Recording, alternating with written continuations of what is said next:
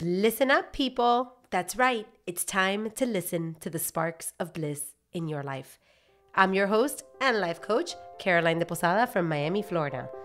And this podcast is an invitation to join me in upgrading our mindset, wellness, and relationships so that together we create a life that unlocks our bliss. Join me each week as we explore practical strategies, inspiring stories, and the moments of clarity, or as we like to call them, los momenticos, that make the world a little more magical. Consider this your weekly dose of wisdom in your pocket. Are you ready? Let's do this. Hey, listeners, welcome to episode number 24 of Blissin' Up. I am in shock right now that I am recording this podcast. I'm recording it way ahead of schedule because there's an impending storm that is headed towards Florida. And even though it's not projected to hit Miami, I wanted to be sure that I recorded my podcast before, we were like in the thick of the storm, in the event that the storm shifts towards us or we lose power, or maybe, the kids are going to be out of school. A million things can happen. Like if you live in Miami and you know about hurricanes, you know that it's, sometimes it's absolutely nothing and life goes on as normal, and sometimes it could be very disruptive. So I know this, and I wanted to make sure that my podcast was recorded and sent to the editor so that it could be released on Sunday, on Sacred Sunday, the way that it's supposed to be, without interruption, even if I was out of line, like if I was, I didn't have electricity or power or whatever. And I cannot believe that I am being this level of responsible right now. Like I'm like blowing my own mind. And that is really what this podcast episode today is about. It's about stepping into new identities and recognizing when you have stepped into a new identity, because believe it or not, sometimes you work towards a new identity and you assume that identity before you even realize that you've assumed it.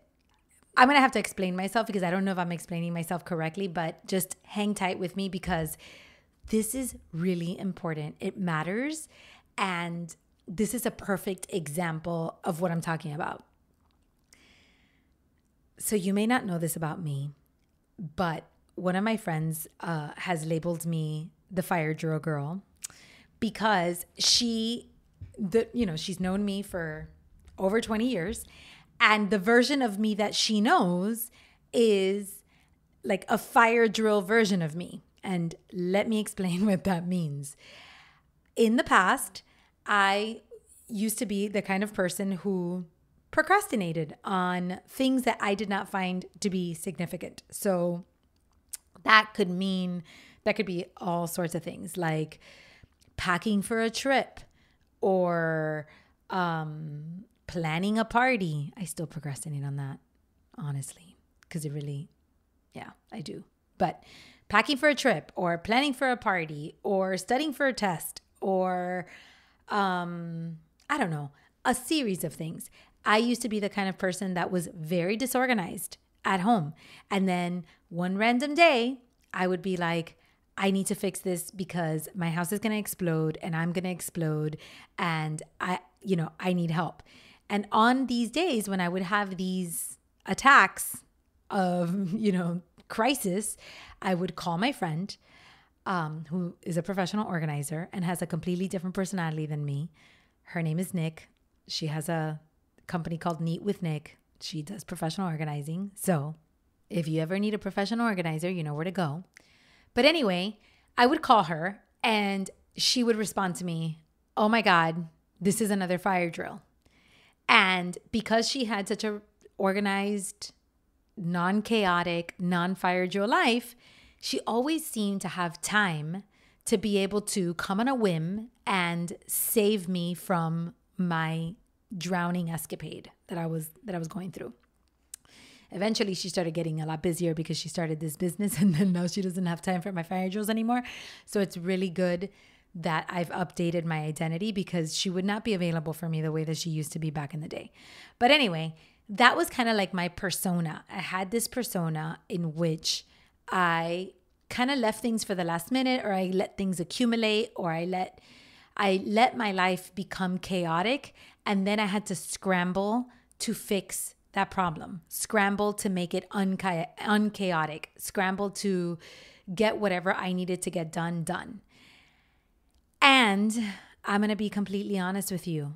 I feel like I was always rewarded for that personality. What I mean is things always worked out. Like, even though I left things until the last minute, I could plan a party in 5 seconds. I could do things last minute because life is rigged in my favor, man. I always just figured out a way to get it done, and it was fine. I could study in the last minute for a test and pass. I could, I had a friend who was a professional organizer and would come and save the day whenever my house was a mess. I seem to always have the resources available to be able to, compensate for that personality. And yet there came a point in time where that personality no longer served me because it caused anxiety. It caused too much scrambling. I had too many kids, and I have a business that I want to run. And I was ready.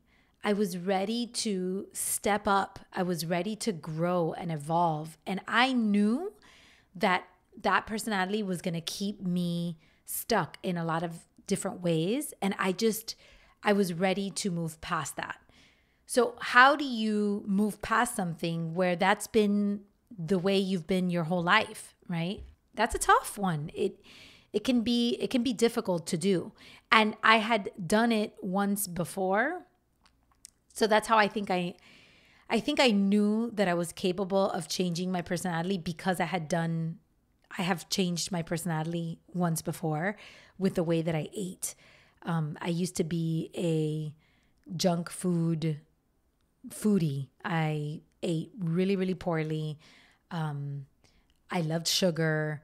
I did not take care of my health.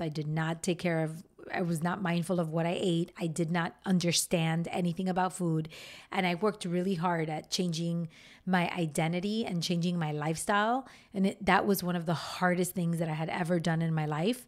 So when it came time to change my fire drill personality, I already have proof that I could change my personality. But it's been a long journey. It's been hard to do because some habits are really ingrained in you.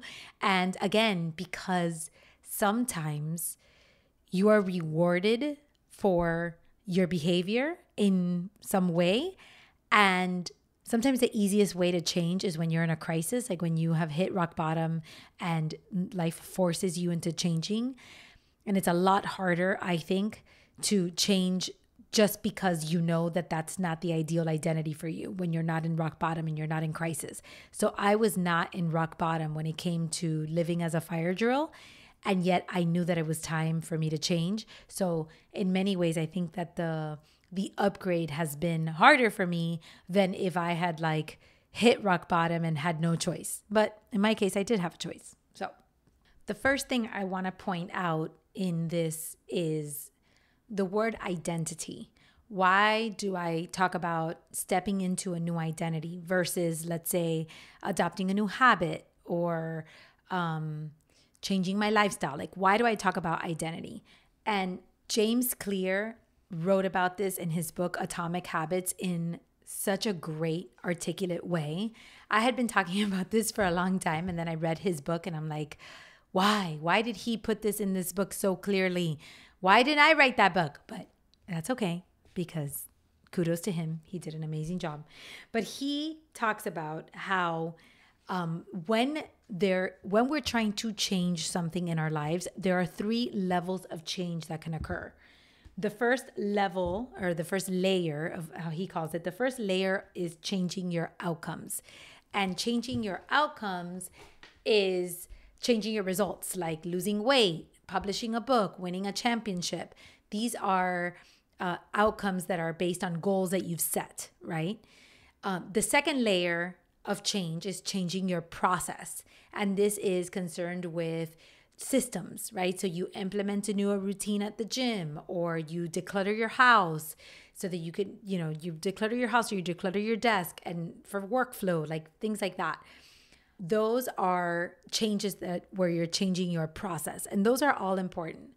But then there's a third and deeper layer, and the deepest layer of change is changing your identity. And this is about changing your beliefs, your self-image, your judgments about yourself and about others.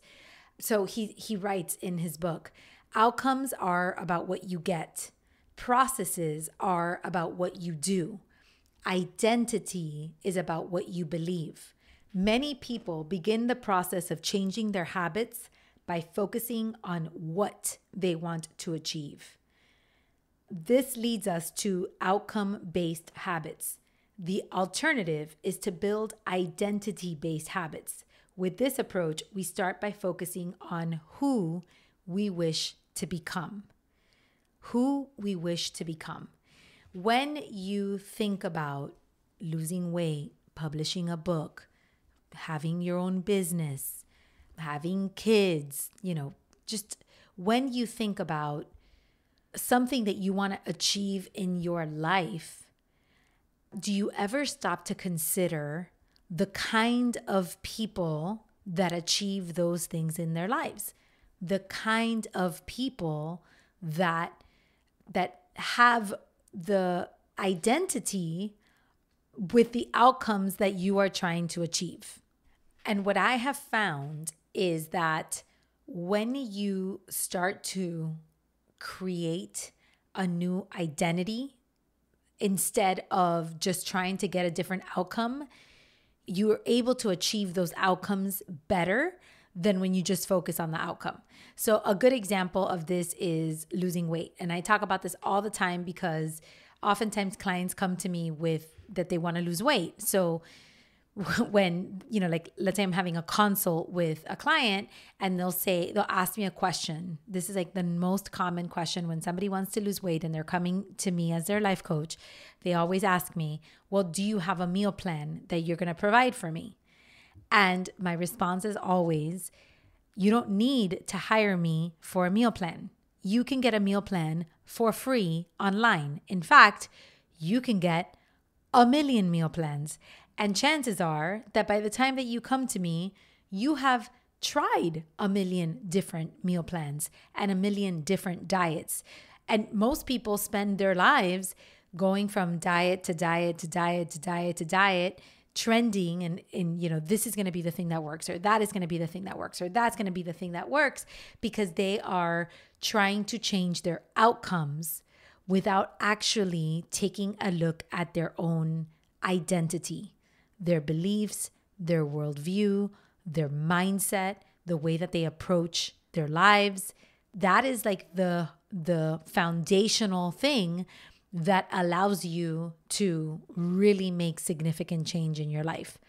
So when you are ready to make a change in your life, the first question that you get to ask yourself is, who am I trying to become? And then the next question is, why? Why do you want to become this person? Why does this matter to you? For me, I wanted to change my fire drill personality because, first of all, I really loved the sense of calm and order that I sensed in people who do not have a fire drill personality. People like my friend Nick, who just, her life goes in an orderly way and she has things set up in a system. And because she has her life like that, she has actually more free time and more space to be of service, to be helpful, to do something last minute, to be spontaneous, because everything else in her life is in order. And, interestingly, I I thought for a long time that the reason I had a fire drill personality was because I love being spontaneous. I love being available to help my family or to spend the day with a friend or to be fully present in the moment. But I realized that I could have both. I could have a sense of order and calm and peace and be spontaneous and present and fully alive. I didn't have to exchange one for the other. So for me, it was like very, very important. And then the other aspect of that is I wanted to become a better leader.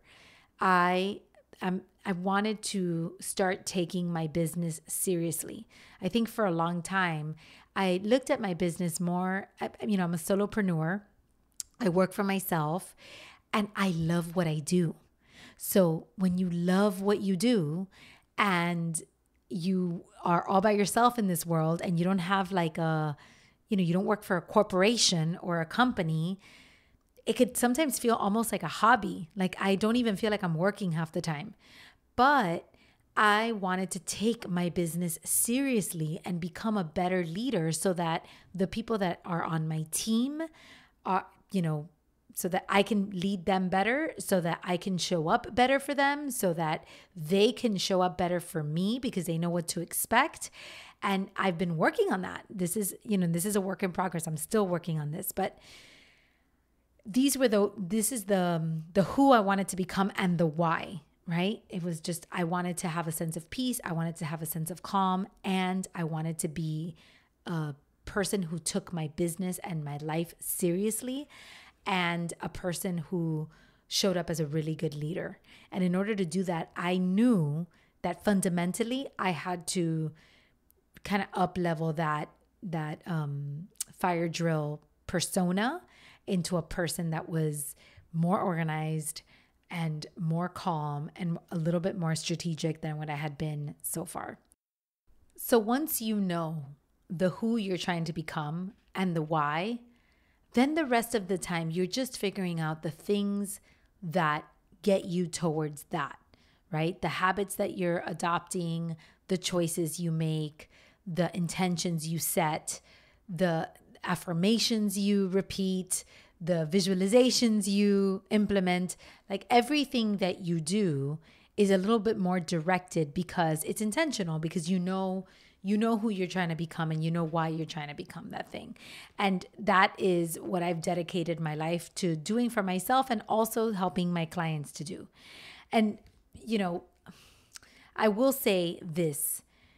Oftentimes we tend to avoid doing we know the who and we know the why, but we tend to avoid doing the thing because we have expectations that it should be done quickly and that it should be seamless. And at the first challenge that we come across, or the first time we hit ourselves in the head, or the first time that we revert back to old habits, we get down on ourselves and we think that we're just not meant to do the thing.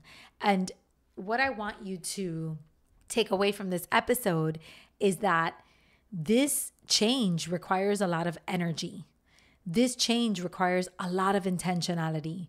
It requires a lot of focus. It requires hitting your head against the wall. It requires making mistakes. It requires defaulting once in a while and reverting back to old ways and old habits and then picking yourself up again. I recently learned that airplanes burn the most fuel per minute in the initial climb right after takeoff, just until they get to the top.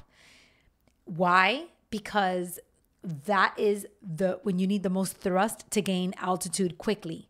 Once you're in the air, you continue to waste fuel, but you don't burn it so rapidly, and so much of it per minute as you do when you're like getting that momentum, when you're thrusting into the air. So we are kind of like that. At the beginning, when you are stepping into a new identity, it's going to require a lot of energy.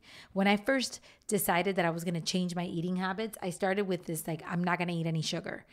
And not eating any sugar was exhaustingly complicated for me because I had no idea all the things that I ate that had sugar. So I had to start reading labels. I had to start learning about what contains sugar. I had to start learning about what are other names for sugar that are not called sugar, but mean sugar in your body. I had to learn about what carbohydrates do. I had to learn all these things at the beginning that took a lot of energy. There was a huge learning curve when I first started to eat differently.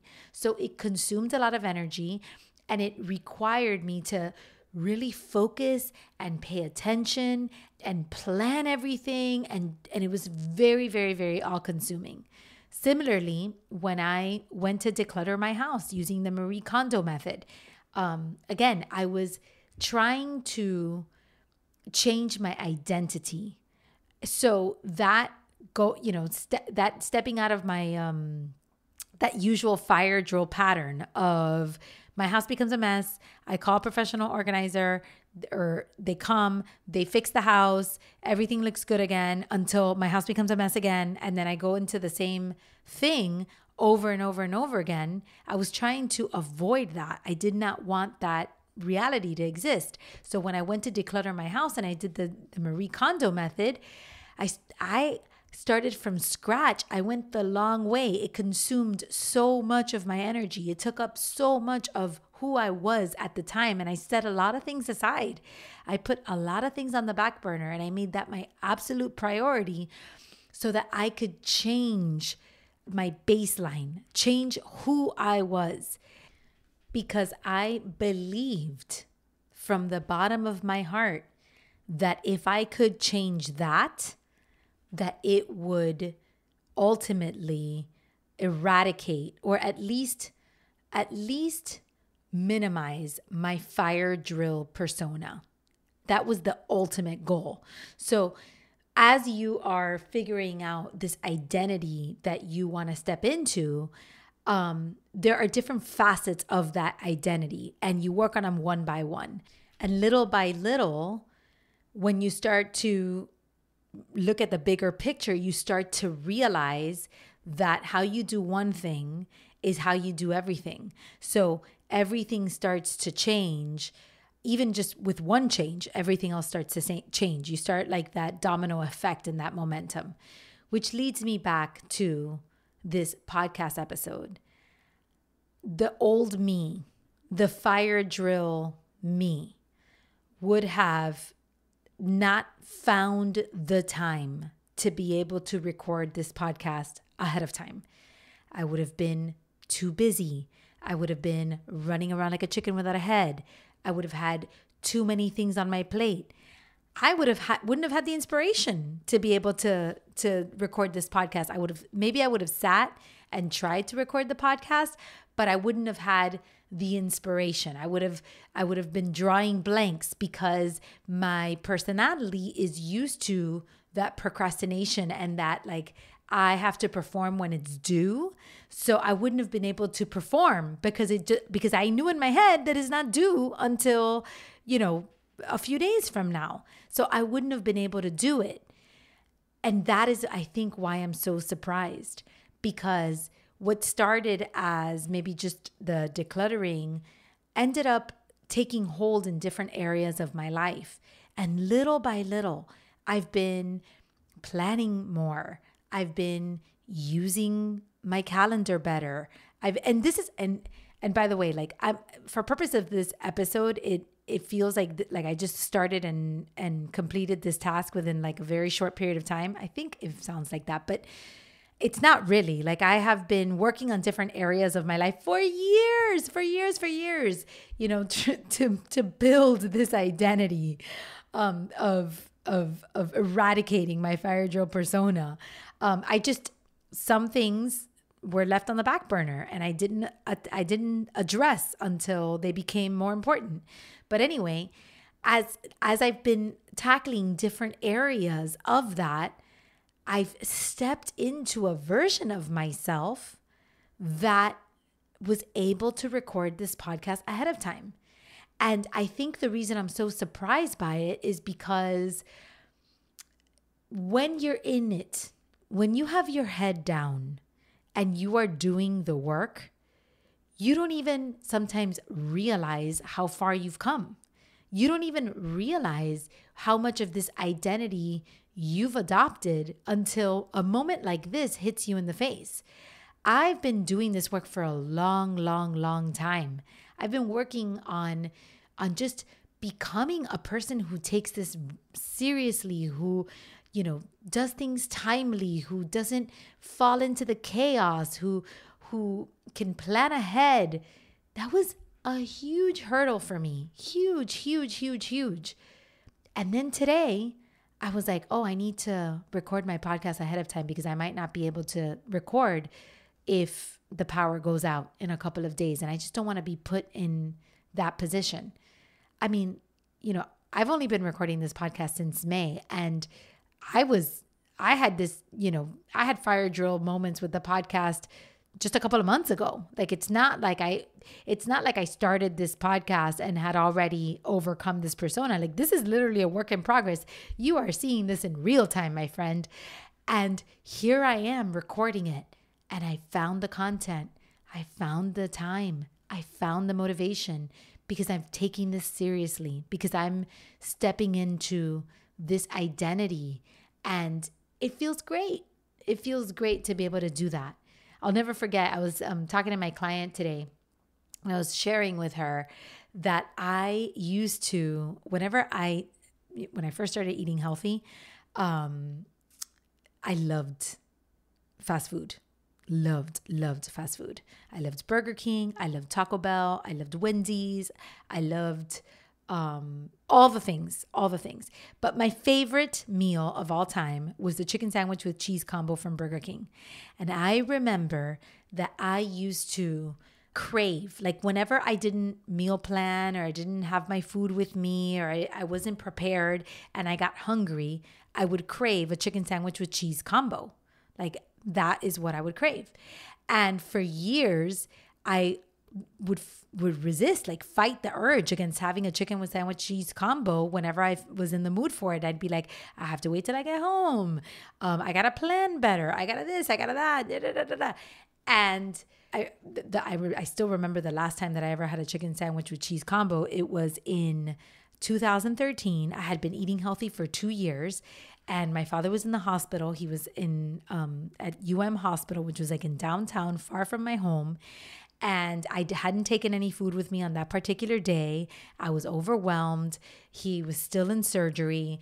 And I was talking to my cousin on the phone. And I'm like, Jenny, I was hungry. All I want is a chicken sandwich with cheese combo from Burger King. Because I still thought that was my identity. Even though I had been eating healthy for 2 years, I still felt like that was like my persona and I would still crave it.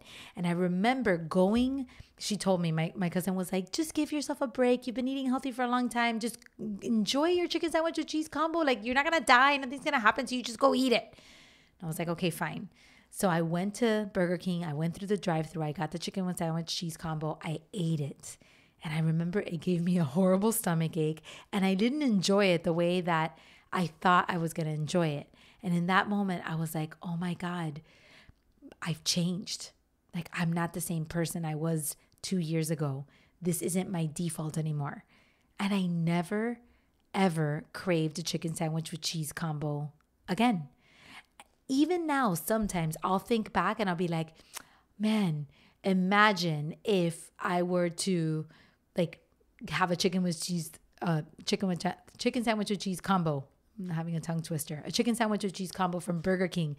Like, a little part of me still goes back to that old identity of mine and is like, would I still crave it? Like, would I still want it? And I know that the answer is no. But it took me a long time to step into that identity. Well, it surprised me when I surprised myself when I just didn't like crave it anymore, when I just didn't need it anymore, when all of a sudden I'm really, really, really hungry and my default doesn't go to that. It's a surprise. So similarly, this episode, like my sitting here right now and getting on this microphone and putting this out there and talking to you and committing to this so deeply and so profoundly, because this has to come out on Sunday, for me is a huge step in my persona, in realizing that I'm not that fire drill girl that I used to be. Maybe there's little parts of me that still fall into fire drill mode once in a while, and I'm still working on it. But it's much, much better than it used to be. And the areas that matter most to me, because you're not going to be able to tackle everything at all times, we cannot be perfect in this world, but we can certainly be significant. We can make significant impacts and significant changes to our identity and to our habits and to our lifestyle if we really focus on who we want to become, why we want to do it, and give ourselves permission to be consumed for a little while until it's not that hard anymore. I hope that this has helped you in deciding what are the identities that you want to step into. You're going to be hearing this on Sunday. I don't know what the outcome is going to be of the hurricane, but if you were in the hurricane's path, I hope that you are safe. I hope that you are well. I hope that you're sheltered. I am sending you so much love. And I hope that today, when this podcast episode comes out, we're on the other side of the storm and that everybody is okay. That is my hope. So happy Sacred Sunday, and I will see you next week.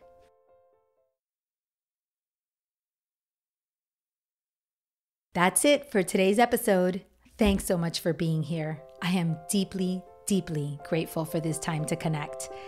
If you're loving this podcast, I'd love if you could support me by subscribing, rating, and or leaving a review wherever you listen to podcasts. Those reviews help us so much. And if you know of someone who could really use a voice like mine in their head, please share this with them and let them know how much you care about their bliss.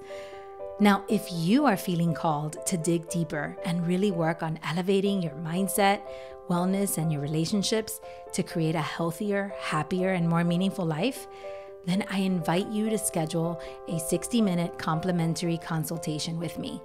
Let's have a meaningful conversation and see if working together is in our future.